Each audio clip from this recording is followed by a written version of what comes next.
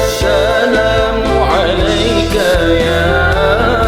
يا رسول الله السلام عليك يا حبيبي يا نبي الله.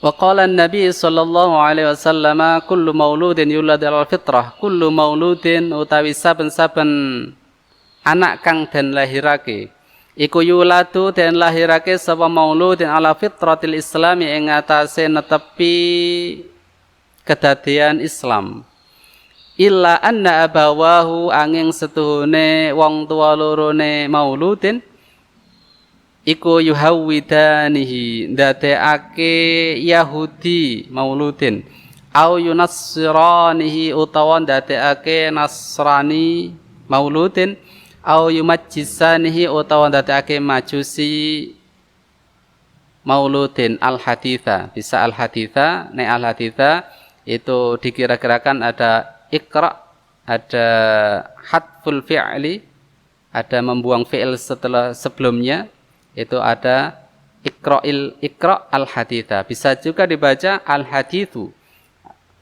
kira-kiranya di sebelumnya ada fi'il namanya fi'il tamma al-hadithu tamma wis sampurna apa al-hadithu bisa dibaca al-haditha jadi setelah bait tadi dikuatkan lagi dengan sabda Nabi kullu mauludin yuladu ala fitratil Islam. Ada riwayat mengatakan ala fitrah. Kalau di sini ala fitratil Islam illa anna abawahu yahwidani aw yasrani aw yumajjisanihi al-hadits. Jadi hadis ini menjelaskan bagaimana pentingnya lingkungan. Bagaimana pentingnya teman, bagaimana pentingnya orang tua dalam membentuk karakter anak. Karena apa? Di sini diceritakan kullu mauludin yulad alal fitratil Islam. Setiap anak yang dilahirkan, setiap bayi yang dilahirkan ke dunia itu pasti dalam keadaan suci, dalam keadaan fitrah Islam. Dia masih kosong, dia masih bersih dari segala hal yang jelek. Terus yang membentuk dia menjadi baik atau menjadi jelek itu siapa?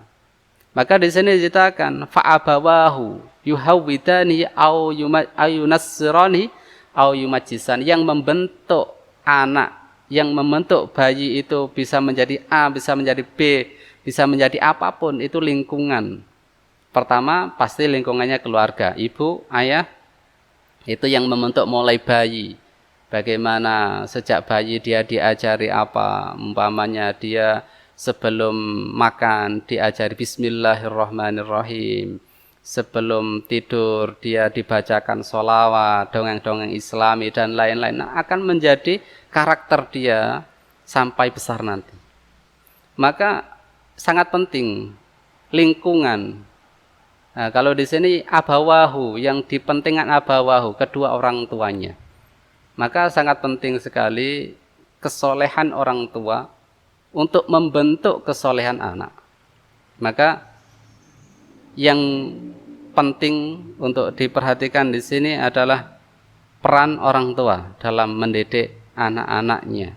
Karena bagaimanapun usia emas anak itu usia yang masih kecil. Jadi bentukannya istilahnya masih mudah.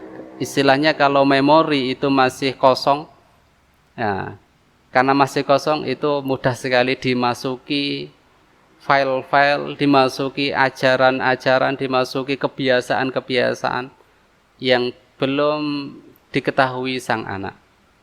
Maka di sini dikatakan orang tua itu adalah yang menjadikan orang itu Yahudi, Nasrani atau Majusi, itu tergantung orang tuanya. Orang tuanya. Ini dapat ditafsirkan lagi, yang membentuk anak itu menjadi soleh atau tidak itu juga orang tuanya. Jadi kalau orang tuanya itu mendidik dengan pendidikan yang baik, maka anak itu menjadi baik. Jika orang tua mendidik anak itu menjadi anak yang kurang soleh, itu juga orang tuanya, terserah orang tuanya. yumajisani au ini yunassirani au munyajisani dalam hal agama. Yuqalu den dawuhake fil hikmati ing dalam hikmah bil farisiyati kelawan basa Persia. Nah, ini ada bahasa Persia yang agak aneh kita dengar karena bukan bahasa Arab. Ya bat tarbuda zamaribat bihaqqi dzati baqillahis samad ya robat arat tar Asia jahimin yarniku kiranayani na'imin ya robat setuhune kanca ala bat iku luweh ala tarbuda zamaribat tinimbang saking ula bihaqqi dzati baqillahi demi zat sucine Allah as-samadi kang dadi sejone makhluk ya robat kanca ala arat tar nekaake asiwa jahimin ing tengahe neraka jahim yarniku ngalapo sira kiranan ing kanca kang bagus yani naimin mongko nemu surga naim. Nah, ini bahasa Persia yang kita juga kurang paham tentang bahasa itu karena bukan bahasa Arab. Jadi tasrifnya, sorofnya mungkin tidak ada sorofnya, nggak ada tasrifnya karena bahasa Persia. Artinya di sini dikatakan bahwa teman yang jelek itu lebih bahaya daripada ular. Kita tahu ular itu sangat berbahaya, terutama ular yang berbisa. Itu sangat berbahaya, bahkan bisa membunuh dalam sekian detik orang yang digigit ular tersebut.